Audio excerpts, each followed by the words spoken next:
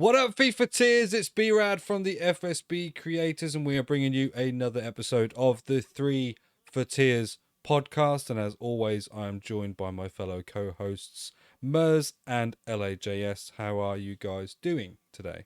Well, I'm definitely in better health and spirits than my fellow co-host. That's for sure. Yeah, no, it's not. It's not a good time to be me. you can tell from the voice it's not ideal, but we soldier on. You got commitment to the cause. I'll give you that. He has. He is. You probably won't hear it in this, but he has been coughing and spluttering and struggling his way through this episode tonight. There is not going to be any extra time following this, but I will give you more info on that at the end of this podcast. So stick around until the end so you can find out details on where to send your questions and where they will be answered in the future. But the first thing I'm going to touch on for today, and that is something that everybody, I suppose, has been a bit synonymous with today, is we've filmed this on a Monday. Today has been a Monday bank holiday because it has been the funeral for the Queen. Now, I don't know about you guys, but for myself, I kind of struggle generally with funerals anyway. I very much am a person that tries to want to see things as a celebration of life, and I just didn't feel like today that was going to kind of be the impression. I think it was probably going to be a little bit kind of overly emotional and a bit solemn, and we decided not to be a part of that for that reason today. So actually we went out for a nice walk around a lake and park near us, which takes about an hour. Took the boy around there, fed some ducks and things, and it was quite nice just to get out, get some fresh air. And obviously it was an extra day that I get to have with my wife, as she's a teacher and has a bank holiday off. So that was nice to have that extra day in a way, even though the reason's obviously not so nice. What did you guys do anything differently? I mean, I imagine, Luke, you probably were held up in bed, or certainly. Pretty much sum me up. I've tried to go about my general day, but yeah, nothing too fancy from me. Today's just been an ordinary day, in my opinion. I don't think there's any different. And my kids, like, they don't really know much about it. They obviously know the funeral's going on. One of them put it on, but didn't really watch it. I think it's something that is more down the avenue of what my wife will do. Like, she'll watch news and like just basically be part of it and see it and stuff. Whereas I'm not really too bothered and stuff. Yeah, I mean, it's one of those things where, like, I understand it, and I get that, like, a lot of people, certainly of an older generation, who have kind of, we've had a lot of time knowing her as our queen, but obviously there's been a sort of generation beyond us that have had a lot longer with her there, and that's probably why they've kind of feel a bit more part of it and a bit more in mourning than maybe someone of our generations. And I always sort of have said recently as well, as I feel like, we know more about the government running the country more than we do the royal family, and I think that's just how it is, because pretty much that is what happens. Unfortunately as well, let's say that, unfortunately. The other thing of note at the moment is I'm now suddenly in my winter clothes. I don't know about you guys, but I mean, Luke might be raging a fever, so he probably hasn't felt it. But yeah, I'm definitely feeling the chill now. I've got, for the first day in a long time, a t-shirt and jumper on for our recording. I mean, yeah, I've been wearing some jumpers and stuff on a couple of occasions, but mainly only in the morning. By the time you get to the afternoon, it warms up, so it's probably a little bit too warm for it. But it's kind of expected. We've had like super hot weather during the summer and stuff, the heat waves. So it's this is the temperature that I prefer. Let's be said. Because then it's like not too cold and it's not too hot. It's just nice, comfortable temperature that you can go about doing your things in the day and stuff. Yeah, what about you, Luke? Yeah, I've been in a hoodie most of the day. I've been the opposite. It wasn't a fever, as I didn't want to be cold. Yeah. I was wrapped up in as many things as I could find. But I'm now only in a t-shirt, so Yeah, I mean, I'm not gonna lie, that does sound like a fever. But yeah, I definitely like. I'm the same with Mers. Like, I get really uncomfortable when it was like 34, 35 degrees. I feel much happier now the temperature started to dip. And yeah, that means, like everybody else this week, hopefully we will be not touching grass and be spending more time indoors for the release of FIFA 23, which is what you guys are really here to listen about. So, we have the confirmed release dates for everything, so we'll just touch on those first. We have got teaming up on the same day, or supposedly on the same day as the web app, the first team of the week. Now, I have seen some potential possibilities. One of them being a man that would have surprised, well, not surprised you necessarily this weekend, Luke, but it was a long time coming maybe for him. We'll touch on that game when we get to it. But Heung-min Son looking like to be a pretty big first team of the week player. Someone you definitely want to get your hands on for coin purposes at the start of the game, do you think? Mm-hmm. Oh, 100%. It's always a desirable card. And to be fair, normally they end up just releasing the gold version about minutes before they release the team in a week. You'll see like an occasional one in there. So even if you can get hold of one of them, that'll be your mortgage come release day. Yeah, have you seen any other potentials from the team or potential team of the week's Mers? Any players in there you think would be looking good to pack or trade with or make some coins off? William Saliba. That's his first one I was thinking of. That's one that came to my head and stuff that I've seen. It's a bit hard because I haven't really actually seen any predictions Have you not? for it. Maybe we need to go to trusty bloody footbin for this type of thing. Yeah. Old whatever his name is again. Grimmer. Yeah. I think we did. Oh yeah, he's got his prediction. Oh. It is there. It is there. Let's have a look then. Let's have a look. Good old Aaron. No graphic for it though. No graphic or anything yet. No. So we've got William Saliba yet noticeable there. Kieran Trippier as a potential one there. Won the penalty, got man of the match. So potential to 86 rated. Heung-min Son, yep, the sub hat trick. A 96% pass accuracy for Marco Verratti. To potentially get him an 88 card. They look like a couple of nice looking beasts as well there, which we are going to talk about some beasts, but they certainly like the Gakpo potential there. 1 goal, 3 assists. He looks like for an 85 rated inform at the start of FIFA. If you got him untradeable or something, looks like it'd be good. Same as Rafa. We know he's always got hefty pace, and he's got 1 goal and assist for Benfica with a potential 84 team of the week there. Another good looking cheap beast, Delafeo, 80 to 83 rated inform, 2 assists. The standard Ciro Immobile, guy who gets loads of informs and never, well, until he gets a team of the season, doesn't ever tend to be that usable. But yeah, there's definitely a few potentials on here that look like they'd be sort of nice little starter cards. I see that Mama Bolde as well, 2 goals and 1 assist in the French league. Yeah, it looks like there's some potential for some naughty cards in the first team of the week on FIFA, and that is going to be released on Wednesday, the same day as the web app. Now that is right. The web app comes out this year 6 days before the release of Ultimate Edition. I think I've seen a lot of traders are massive fans of this because it gives them 6 days to get some coins and some investments and things done in that time. Are you what is your plan for? Are you obviously I know Mers, you said about doing your past and present Arsenal. What is your plan for Web App Day? How are you going about it?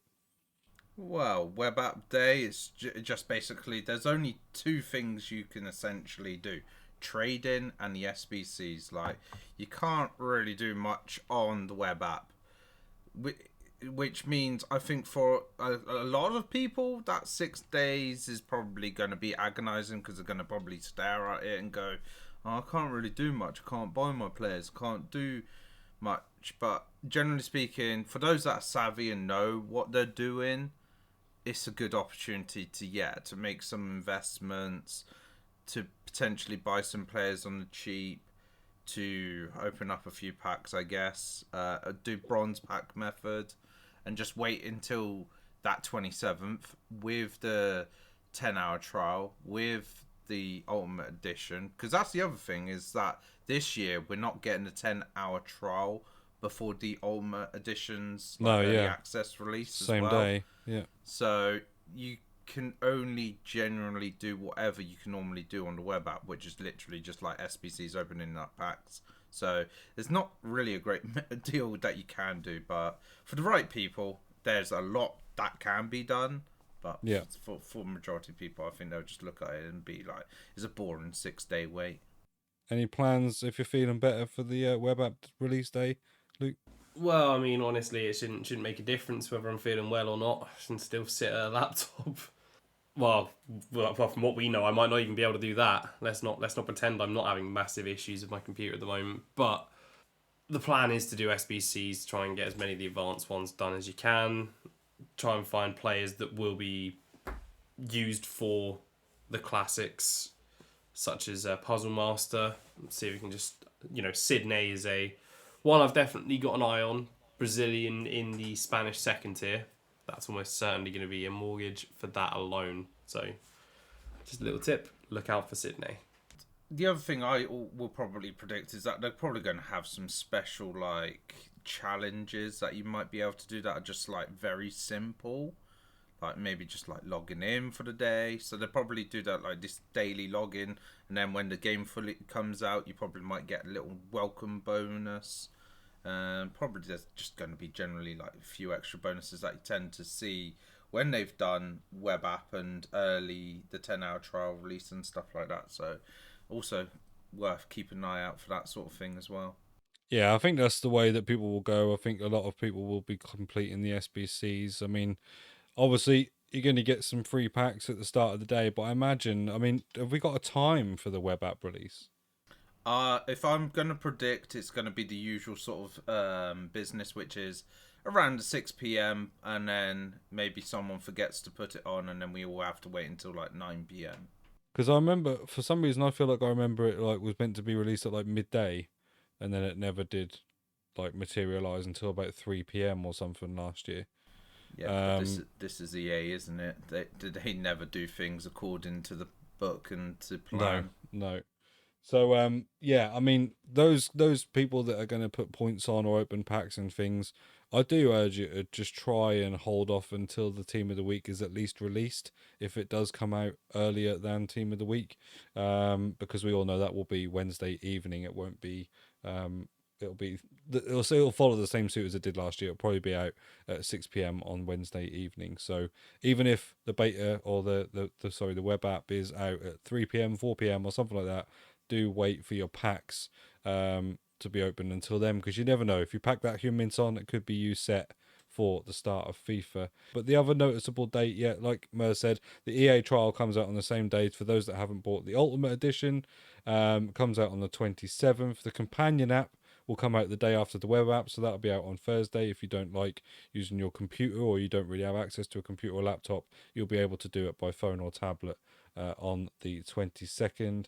And then the official full launch date is the 30th of September. So obviously that'll be the day where, everybody will be opening packs. There'll be a lot of good availability and chance for you to snipe players and stuff that are used for SBCs and try and make yourself some coins and save your money. Don't give EA any more than they're already going to get off us for this year. Now, the other thing that they have done is they have newly released the top 1,000 players into FIFA. Now, obviously, we touched on the top 100. It's top 23, but they're but since then they've obviously been adding to it by showing off the top 23 per league, and then certain attributes are top passing, top dribbling, and everything between the last time we recorded and today. But yeah, the top 1,000 pretty much includes all of those. Yeah, and we did touch on like some players and their sort of massive changes in ratings and statistics and stuff in FIFA last time around. But what we're going to look at in today's podcast is we're going to just sort of look at some of the players that we think are potential cheap beasts to start off your teams with. Because obviously starter teams, we're at that phase again where you'll be getting basically your standard gold rare teams and be looking for those ones that are just a little bit OP.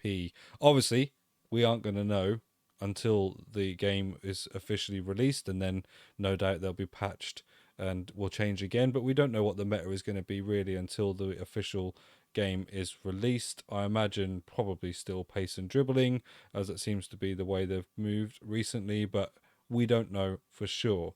But I have picked out some players. I think Mers has picked out some players. Luke, as he alluded to, is having some issues with his computer, so he will be looking to his companion app for Footbin to help find some players. But I'll start off with one that is a player that has picked up pretty much every FIFA as a potential beast. I'm going to mention him again as a starter team just because he's sitting here on my screen right now, and that is going to be Wilfred Zaha. So he is still 82 rated, but he has got a pace boost of to 91. He's got a shooting boost to 79, and he's just got a 1 downgrade on his dribbling stats, moving up 37 places this year, which is pretty surprising considering the rating change. It obviously shows that a lot of players have dipped out of those ratings rather than dipped into those ratings. And generally across the board, all his stats are pretty good. His agility is 85, his balance is only 75, which probably lets him down. But other than that, he's got 5-star skill moves, and he looks like he'll be another good starter for the Premier League. Do either one of you want to go with a player, and I'll come back to some others? Yeah, I'll come in with Emery Chan, for instance. So he is obviously a centre mid by his face card when you first pack him, but he can be switched to a centre back. He has 80 pace, but critically he's got 82 defending and 87 physicality. So like we've spoken before about like certain players, and it's not always necessarily about having pace at the start. I know like lots of people like to want to go for those pacey ones, but yeah, sure, he does. He only has 67 acceleration, but I think with those defending stats, and if you put the right chemistry style on and make sure that he has a free diamond chem on him, I think that can sort of like alleviate that little bit, and he'll just be good until you start accumulating coins, playing FUT champs, maybe getting the red player picks and stuff like that, and start truly upgrading the team. So like cheap for like maybe like, and great to use for maybe those like first 2, 3, 4 weeks of the game cycle. Got anyone that takes your fancy, Luke? So I do, and it's a guy who has been brought up a few times on this podcast since he's made his transfer. It's an 82 rated card. He will have a ones to watch. It's Darwin Núñez. Now, this is based off the fact that I liked cards like Andre Silva, cards like Erling Haaland. Haaland's the one I'm drawing more of a comparison to here, because if you look at them, Núñez is literally Haaland light. It's same pace, lot less shooting, 82 instead of 91, a little bit more passing, a little less physical, a little less defending, 3 less dribbling, 3-star, 6'2" instead of 6'4". It is literally going to be Haaland light. Yeah. So if you want to try out someone like Haaland and he's a bit expensive at launch, Núñez is your answer. If you want a target man, if you want someone who's pacey, like 89 pace off the bat, very nice. Yeah. So I think that's a great card to start. Acceleration 91 as well. Exactly. So this card gives you a range of things. Yes, it means I'm going to have to like fall on my sword about how I love 4-star skills. It's the start of a FIFA. We don't know if the skills are going to be good this year. I know at the beginning of last year, I was terrible for about 2-3 weeks because I was still stuck on doing directional nutmegs everywhere. because that was no longer relevant. I was still trying to do it and it wasn't working. So whilst I was adapting, I then just played more no-nonsense football and it started working. So this is the kind of point in FIFA where I won't be doing skills and going mental. It'll be just no-nonsense, almost... I mean, I've got the gravelly voice for it at the moment. Almost Sean Dyche. 4-4-2. Job done. Yeah, I mean, he's one of the tabs I've got up as one of the players. Definitely someone I think will still be fairly cheap, despite the fact he is now a Premier League Liverpool player. I still think he'll be fairly cheap at the start of the game, just because he's not that short, dribbly, agile player that people like. I mean, his pace might make him a little bit more expensive because people might go for the pace meta, but yeah, he looks like a nice starter card, and I will certainly be interested in using him. High defensive work rate worries me a little bit, but we'll see. What is very funny, I have just opened up an 85 times 10, and 2 players in that pack are 2 tabs at the top of my screen. Now, I'll start with one who I don't think necessarily will be a cheap beast, especially surrounding the hype around him, but it's definitely a card to look out for in FIFA 23, and that is Antony's transferred to Man United card. He is going up to an 82 rated card with 93 pace, 86 dribbling. He is going to have acceleration 95, sprint speed 91, and he's got an agility and balance, if it will let me scroll over to it, which it won't. Right, it's finally let me do it. So he's got 92 agility and 85 balance. So I think this card is going to pretty much fit the meta of FIFA 22. He's got 5-star skill moves again, high medium work rates. Looks very, very nice indeed. But I don't necessarily think for that reason he will be cheap. He's sort of like is giving me Vinny Jr. vibes, which means I feel like he'll be expensive at the start. However, the other player who has come up in my pack, who is a new Leeds signee rather, is Luis Sinistera. Now he is going to be a left wing Colombian for Leeds. He has got 89 pace, 85 dribbling, and his agility and balance is 93 agility, 87 balance, and this card is a 4-star, which makes him very, very appealing. 80 rated at the start of FIFA for Colombian hybrids or for Premier League hybrids. I know we've got a couple of Colombian fans in here at the moment as part of the FSB creators. So you could potentially see these in their sides, definitely. I think he probably price-wise, or certainly for what I expect price-wise, appeals to me more than Anthony. But obviously I wouldn't say no if I packed Anthony. What else you got there, guys? I'm going to go with a perfect link here. So I can see potentially, obviously, people trying to take advantage of this new chemistry system. And I'm looking up Timber and Gakpo. So we obviously spoke about his inform, but even his standard card, for instance, isn't too bad, realistically. 4-star, 87 pace, 84 dribbling. It's going to be cheap because, to be fair, most people are still going to probably be very one-dimensional in their approach to the squad build and who they want to go out and buy. So they're probably still going to mainly look at the top 5 leagues. So maybe something like that. And also, if you look at the amount of Dutch players that are looking quite good as well within the game, you could easily get those onto full chem because of the perfect link, which I don't think you get a bonus anymore for like a perfect link, but still it's like same nation, same club, so it helps build towards that, getting that 3 diamonds, and then just need a few other Dutch players here and there. Like if you get lucky and get a De Jong, there's one. Like Van Dijk, for instance. So, when you look at it, it's not that hard. Just double checking. Did you say Timber and Gakpo were a perfect link? Was that who you said? I was going to say Bergwijn. Bergwijn is someone I've got on my radar right now. Bergwijn and Timber. But then I saw just above Bergwijn Gakpo, so I was like, actually, that might. But yeah, to be fair, even like Bergwijn Gakpo and Timber as a combo, 3 Eredivisie Dutch players, that'll pretty much work quite well.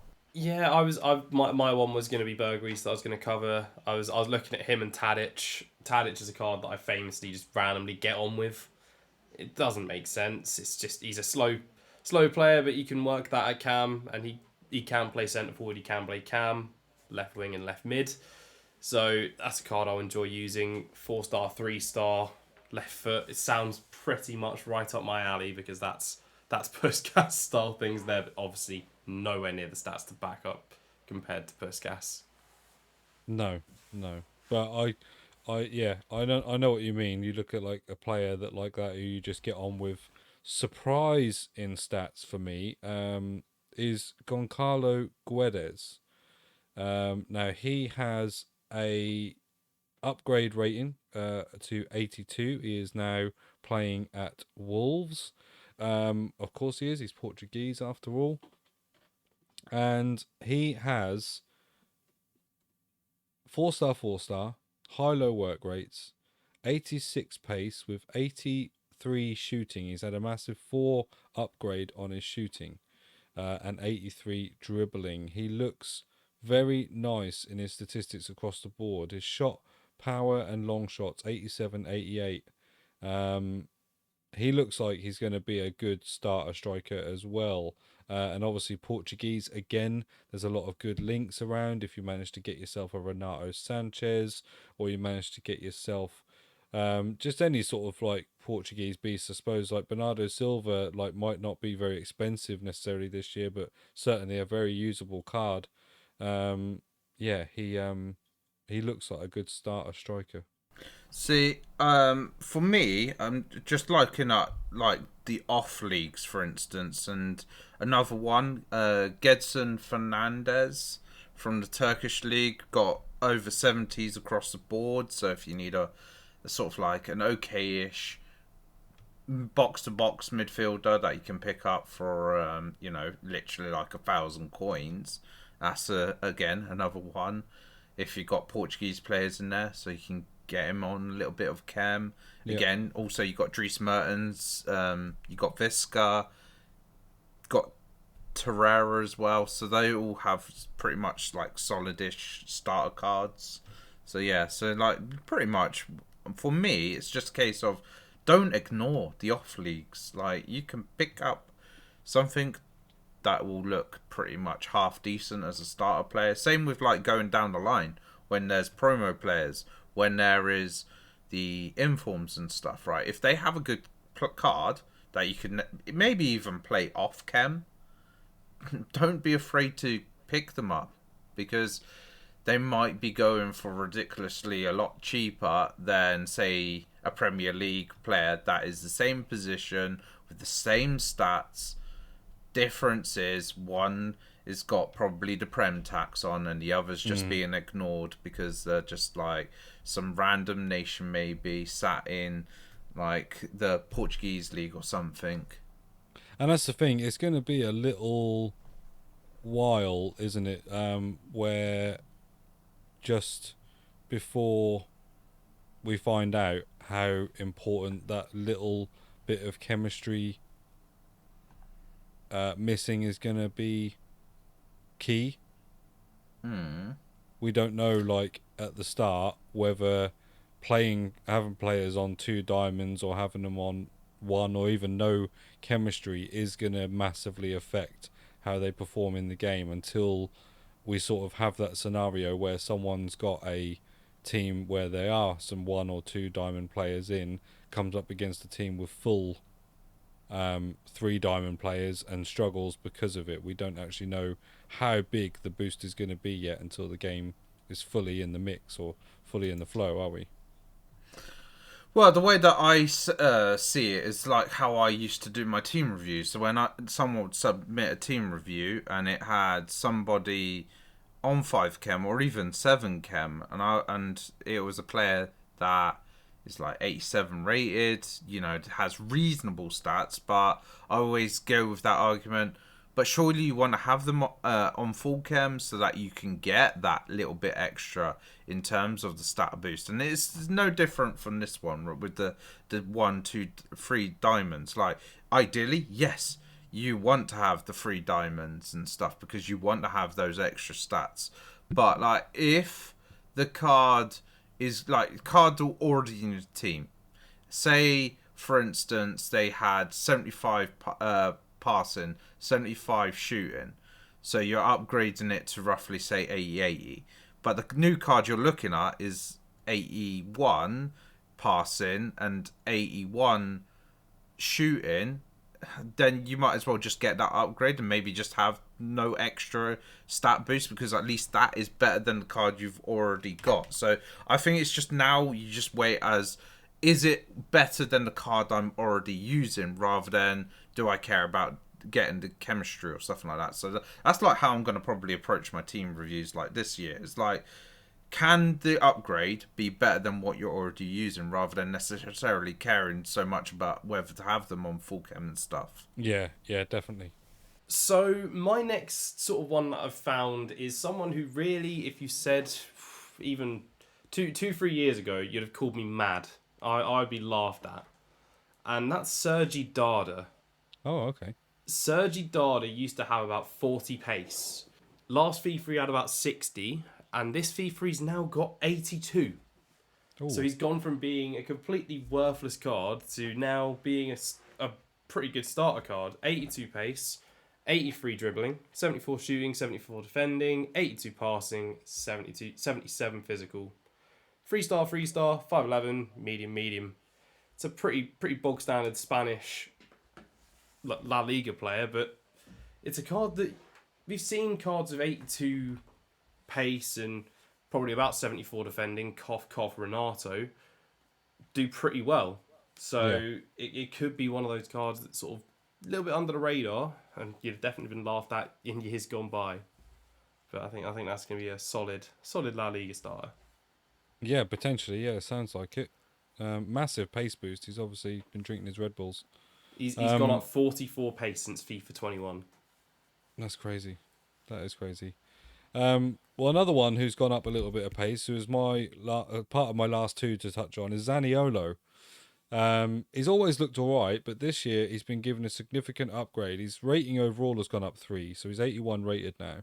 But he's gone up 4 pace to 87 pace, and he's gone up 2 dribbling to 82 dribbling, 1 physical to 83, and then his other stats 75, 72, 62. Acceleration 89 with a sprint speed 86. Agility is 79, balance 76, so maybe you could boost that a little bit, but again he's high medium, 4-star skill moves, 3-star weak foot, and he's another one of the cards like Mers alluded to who can play in a few different positions. He can play right wing, right mid, striker or centre forward for this coming FIFA. So he looks like, for me, for Serie A squads, a nice player in there.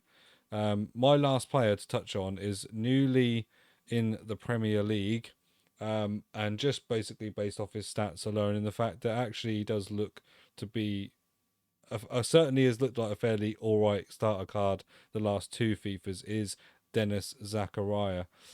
He's only gone up 1 rating and he has gone down 1 pace, but his pace is still 82.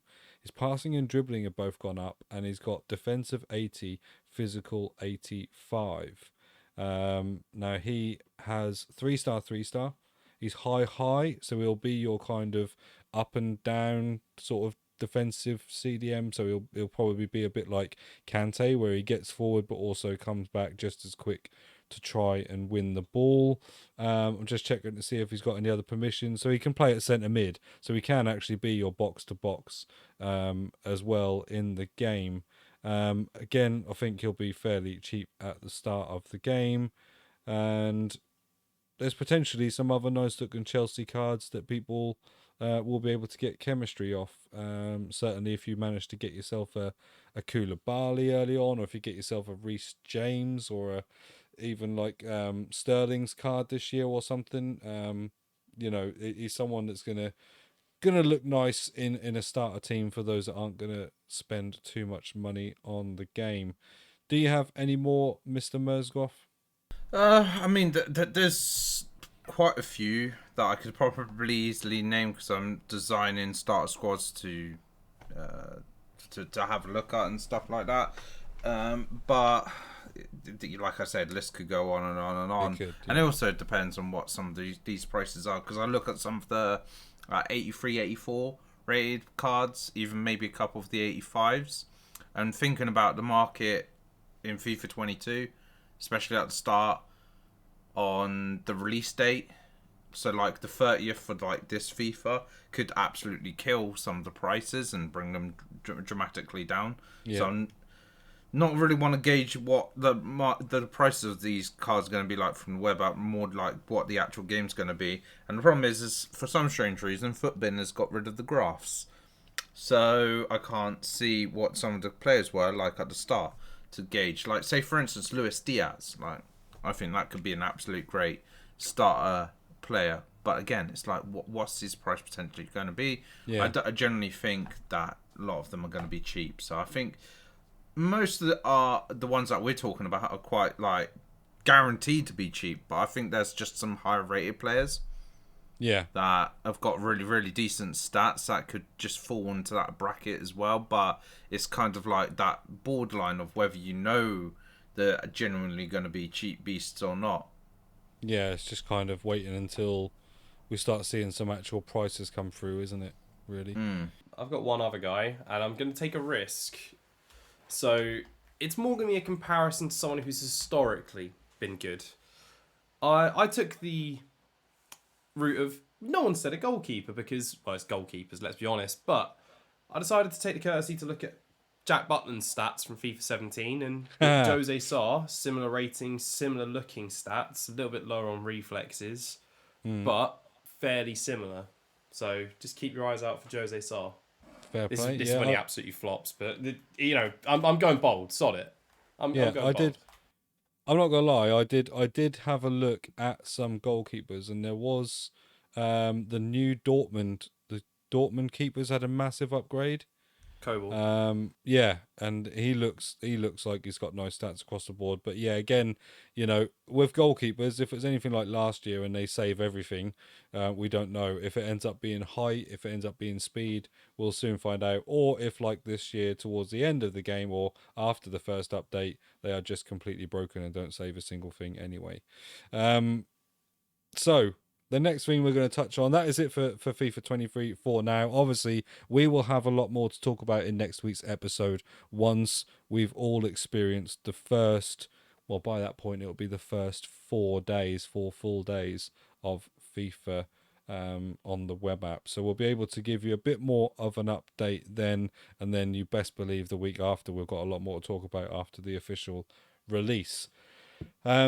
We're going to now move on to the real world of football, where at the weekend, although some games were postponed for potential lack of cover on policing situations, there were a lot of games that did still go ahead.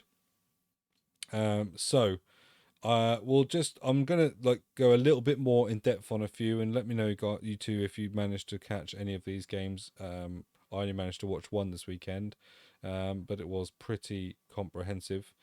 Friday night football, we saw Aston Villa versus Southampton. Aston Villa getting a 1-0 home win. I saw the highlights on Match Today. It looked a little bit of a slightly cagey affair for both teams, but Aston Villa did get their first win. Well, not their first win, sorry, but their first win in a while. Their first win in like 5 games. So yeah, at home to a Southampton who are also struggling a little bit at the moment, but probably Aston Villa were struggling more. Well, I think either of these two teams could find themselves sort of in the relegation battle, or certainly low in the league for a while, based on how they've started the season so far. Feel free to jump in and say whether you agree or don't agree before I move on to Fulham and Forest. Yeah, I've had a strong opinion on Southampton for years. I know it's not that I don't like them, I just don't rate them, honestly. I just don't see where it's coming from. They got a couple of good players in like Bella Kocha at the moment, but will it be enough? for me, Southampton just aren't the same sort of Southampton that they were, what, like 6-7 years ago, with even like with the way that they did transfers. Like, you just had to look at some of the players that they've had, like Mane, like Van Dijk and stuff, but they don't seem to have that same level of scouting. So they're not bringing in these like good potential prospects that they can then potentially sell on to other clubs. They just, I don't know what's really going on with them. They seem to be like this club slowly in decline, teetering ever closer and closer and closer towards relegation. Yeah, And I think it's just a matter of time before that actually happens. I think so. I think it could be their year, or they'll certainly be fighting to stay above it this year. People that we thought or predicted that were going to be in the relegation battle at the start of the year when we did predictions, or certainly at least one or two of us did, played against each other. Nottingham Forest and Fulham. Obviously, that was before like Nottingham Forest had made several signings, around about 74, and Fulham as well. We knew that maybe if they carried on playing the way that they played in the Championship, that they would be okay. But they are more than okay. They beat Forest away from home 3-2, and they are sitting 6th in the table at the moment. 3 Premier League wins and 2 draws out of 7 games for Fulham. Pretty impressive start for a promoted side, wouldn't you say? Not since the days of Wolves would you say there's been a start probably as good. Maybe you might say Leeds, but Wolves I think were a standout good side coming up from the Championship. So Fulham are hitting the ground running, and it's good to actually see the so-called Yo-Go club doing well for a change. We just need Norwich to do well in the Championship, and you'll have both of them in at the same time. It's a miracle. Yeah, it will be. It will be. I think there's definitely potential for that. The way that they've started the season, they had a bit of a struggling result this weekend, bit underwhelming, but yeah, definitely can see them getting promoted again this year. They're looking good enough to get there, and yeah, well, it's all about what they do when they get up in the Prem, and unfortunately, they seem to want to not invest very well, and surprise, surprise, that sees them go back down. Forest though, all their new signings and still kind of not really doing a great deal. They're off the back of 4 losses in a row now. It's one of them things, isn't it, guys, where like, they have made a lot of signings, but they've got to gel. For that they need time, but how much time can you afford before you are already sort of too far behind in the race, I guess? I mean, they are not doing too badly performance-wise. Like, you've seen they're getting goals. Let's have that be said. I think what it is maybe the defensive side of things need to be shored up a little bit, and then get those goals, and then chip in with like maybe a couple of like 1-0s, 2-0s, or something like that against some of the opposition players, and maybe the results will pick up a little bit. In comparison to maybe some teams that have come up, where like Fulham, for instance, last 2 times they've been up, where they've done sheer amount of signings, but then when they've then gone on and played, they haven't really scored, and then end up like losing pretty much nearly every single game, 2-0, 3-0 style things. Whereas in Nottingham Forest aren't really losing too, but I mean, couple games obviously they've probably been heavily dominated, but a lot of the games are also quite close as well. Yeah, and I mean, like, we'd have probably said at the start of the year, before Fulham have sort of started the way they have, that this game would be a big game for both of these teams at home for Forest, but actually it was a lot tougher given what has happened with Fulham at the start of this year than is sort of easier on paper than it was in reality, I suppose, that this was maybe going to be a bit of a dogfight, but actually Fulham at the moment seem to be very impressive. I mean, Forest were 1-0 up at half time, but a game is 90 plus minutes, so not managing to get the win there. The other game we'll just touch on a little bit, and then we'll go a bit more into depth into the other two. Is on the Saturday, Newcastle Bournemouth 1-1. I feel like a little bit. Bournemouth have sort of, since sacking Scott Parker, suddenly have not dropped points. Yes, that is correct, but also how much of it is down to new manager syndrome and stuff, and just that sort of like honeymoon period. Yeah, so, I mean, looking at the results, Wolves 0-0 versus Bournemouth. Wolves aren't a particularly attacking side this day and age. 3-2 is the big result against Forest with what they got last time out before this game. So that is, as we described it, the big sort of battle for relegation more than anything else. As much as I'm standing by, I still think Forest survive. But it's becoming more difficult by the week to try and justify that. Yeah, they're not at the moment not doing you any favours in that sense, I suppose. But Newcastle will probably see that as dropping points at home. Although their last 5 games, I mean, they are the team of draws at the moment. They have 5 draws in their 7 games. That is, is it a case of not getting the closure, not getting the wins? I mean, in this game, it was 0-0 at half time, and they got a penalty to get obviously their equaliser. But looking at their previous fixtures, they played a 0-0 against Palace, so pretty lackluster there.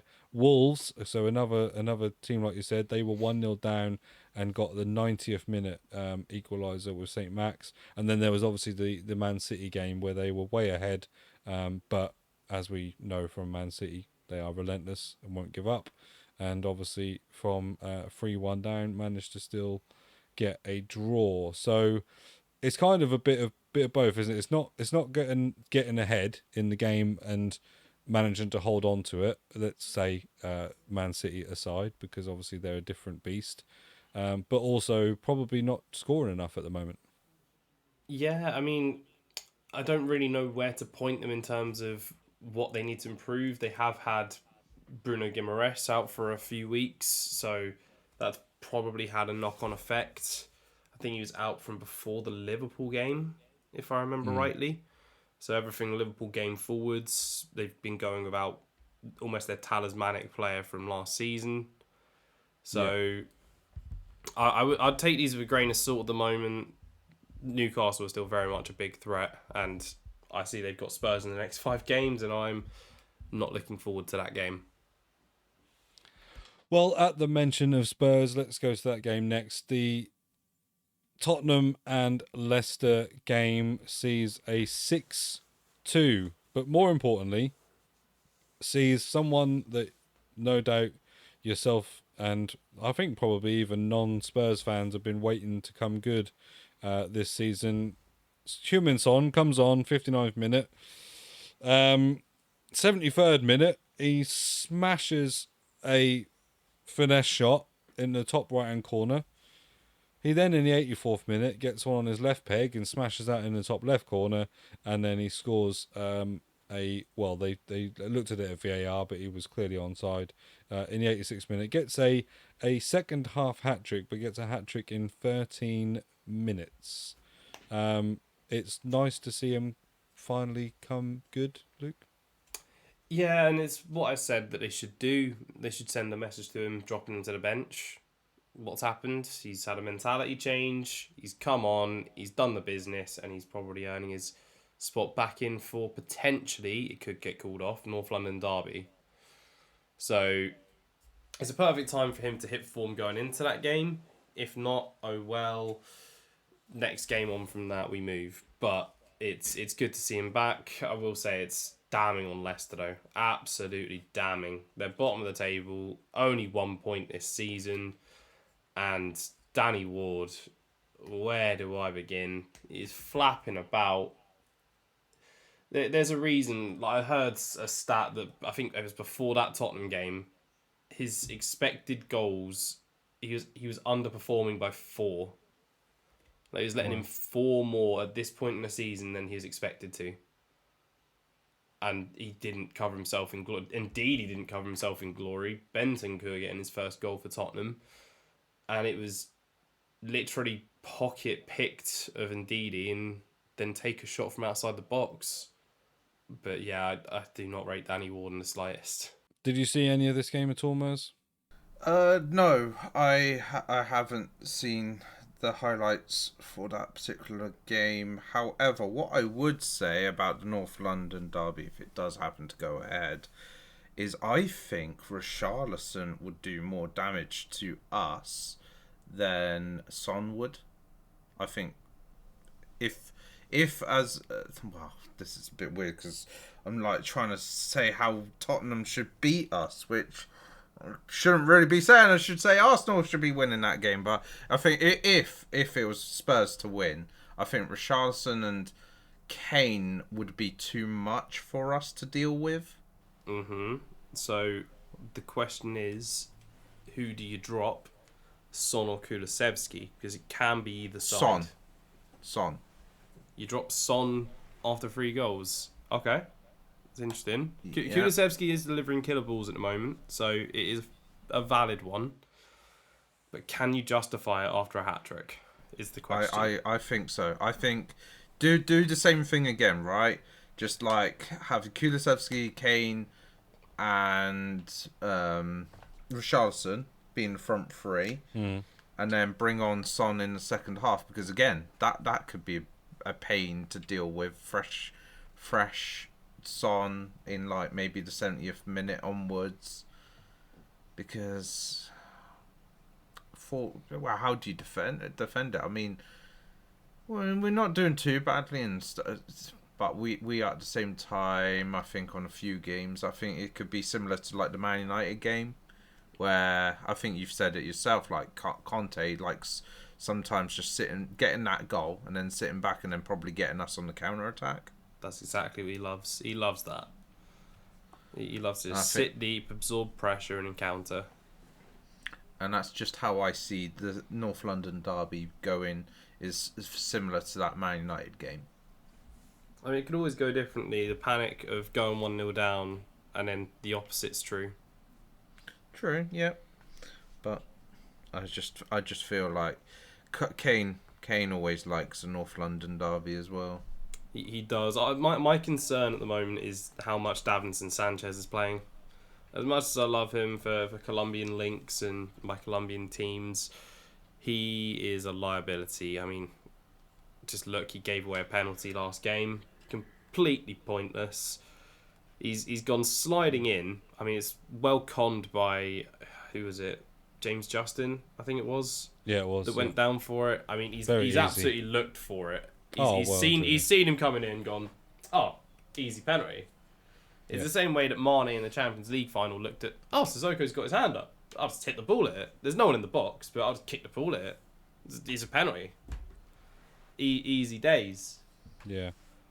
So Sanchez has definitely got a mistake in him, and I would not be happy to see Martinelli running at him, because he'd be playing right centre-back. So, yeah, not... We need to get Romero back in for that. I know he's been in rotation randomly recently, but let's just hope that's for fixture congestion and not for potential injuries. Also, I've heard Lloris has potentially got an injury, so it'll be Fraser Forster stepping in. So, okay. I mean, that's not all interesting that too quickly here, because Fraser Forster did get a man of the match performance last season against when it's Southampton versus Arsenal, back end of the season, start of that poor run that got Tottenham top 4. So it could still be a blessing. Yep, true. Rather than a curse. But yeah, I think it's nice to see Son hitting the form there. Nice after his call up to see Dyer's goal as well from set pieces, because certainly it's where a lot of England goals come from. So yeah, a lot of positive things to come out of that game. Not for Leicester. How long can Brendan Rodgers avoid this sacking for, do we think? Honestly, not a clue, mate. It feels like in some of the interviews he's resigned to the fact he's getting sacked. He's waiting on the board. And the Leicester board, whilst they're fair, have still made tough decisions like this before. They sacked Ranieri 6 months after he won him a Premier League. Yeah. So the fact that Rodgers won them an FA Cup and now he's got them rock bottom of the Premier League on a point going into an international break, I wouldn't be shocked. No, I think it's definitely got to be coming fairly soon. Whether they're just, I don't know, if it's another one more game scenario, given that they were away to you, then, I mean, who is Leicester's next fixture? Let's have a look. It is against Nottingham Forest. So that is it, isn't it? Leicester at home to Forest. Basically, if they don't come away with a win there, I think he is bye-byes for sure. In my opinion, you sack him now and get someone in for the new manager bounce. Their next 5 games are very winnable. Must wins, yeah. Forest, Bournemouth, Palace, Leeds, and Wolves. Yeah. Only 2 of them, you could argue, are semi-difficult. Leeds, if they show up with the type of tenacity they had against Chelsea, but even then, that's pushing it. Yeah. And Palace are difficult. Like Arsenal, Palace are a tricky team, aren't they? Yeah. Arsenal can attest to that. Liverpool can attest to that. Palace are the difficult one in there. Yeah. But they're must-win games. The other game on that same day was Man City versus Wolves, and their player that is clearly, as I noticed the tweet on Twitter going around a lot of different people's accounts, someone who's been watching too much of the Cobra Kai series on Netflix. Let's go to that red card first. What the hell was he doing? Not thinking straight, clearly, or something. The thing is, I think not thinking straight is the only reason I say that's a big, like a massive understatement, is because that ball is in no man's land, right? So it's like chest or certainly hip height, and so the few things he's got to consider is that at that point, for both of them, it's still a 50-50 ball. It's also very, very difficult for Jack Grealish to bring that down and hold on possession when that is a 50-50 ball. If he was in possession, it's a little bit different, but he wasn't. That was definitely a 50-50 stage where, the chances are that if they both came into collision with that ball once it landed, the likelihood is that was going to go out for a throw-in. Instead, he's karate kicked, jumped in the air, studs facing straight into his hip, and sure enough, obviously, Grealish has sold it, but I don't blame him one bit. It was an absolutely reckless challenge, and the guy gets a red card. Now, at this point, I was watching this game anyway. At this point, Man City were already 2-0 up. Very, very much in control of the game, looking very dangerous. Jack Grealish scored a nice goal, nicely worked goal, and then Haaland scored from just outside the box. That guy just can't seem to do anything wrong at the moment. So whether that factors in that he was getting a bit frustrated in the game or something, I don't really know. But he walked off holding his head like he knew that he'd made a reckless decision. But I mean, if there's ever endangering an opponent, it is doing something like that, right? Oh, I mean, I know exactly why he's done it. I've heard about the international duty side of things. Well, it's more just, thinking he's Irish and Grealish is Irish but's declared as English. And he's let him have it. He played the Irish... Grealish played, I think, under 21s, under 18s for Ireland all the way up to... And then declared for... I think it's basically a Declan Rice situation. So if I'm Rice, I'm staying away from Collins. Yeah, definitely. When West Ham comes around to play. Yeah, he definitely will. Yeah, the guy's out. Well, yeah, the guy's out for blood or or his black belt, either way. But that is all we're going to touch on for in terms of FIFA 23 and football. It will be a slightly shorter podcast for this week, just based on the fact that we're in that kind of mid-period now. FIFA 22 is finished and FIFA 23 is just over the horizon. So there will be a lot more FIFA 23 for us to talk about on the next episode. Now, I did allude to what would happen with your questions in the Q&A, as Extra Time podcast is now being taken away. However, your questions can still be answered. What you will need to do is go and follow us over on our Twitter page, so at FSB Creators on Twitter. Links are down in the description for those on YouTube. But if you go and check us out over there, we are going to be, after we record podcasts as of next week, we are going to be hosting a Twitter space. Now, basically, this is almost like a live forum podcast scenario where you can come in and listen to questions that we're answering from prepared questions, but we're also going to invite you in to ask us your question live if you have one for us at the time. It's probably going to be 9 p.m. We will try our best to stick to that time, but it all depends obviously on how the recording for the first episode of the podcast goes and things like that. But generally it'll be around about 9 p.m. and we will be in there to answer your questions and talk some FIFA and football with you guys. So make sure you are following us there, and all our links to our channels and Twitter pages are all down in the description as well. So go and follow us individually on the socials now, especially as we'll be bringing you more content and more streams now FIFA 23 is here. So I don't think there's anything more to say for this week's episode of the podcast. Thank you ever so much for joining me, Mers and LAJS, aka Luke. I hope you are feeling a lot better, ready for next week, mate, and ready for the release of FIFA 23. Hopefully. Maybe it's just FIFA withdrawal symptoms. Who knows? Who knows? Yeah, this is it. Maybe just in this interim period, everyone's going to feel a little bit under the weather. But come Wednesday, we'll be getting that booster jab of FIFA 23 and everyone will be perked up. But yeah, cheers guys for coming on the podcast again. We will see you guys next week. We hope you have a good start to FIFA 23. We hope we all pack someone to make it far less expensive for us on the start of our journey. We've been the FSB Creators. Thank you ever so much for listening. See ya. Peace out.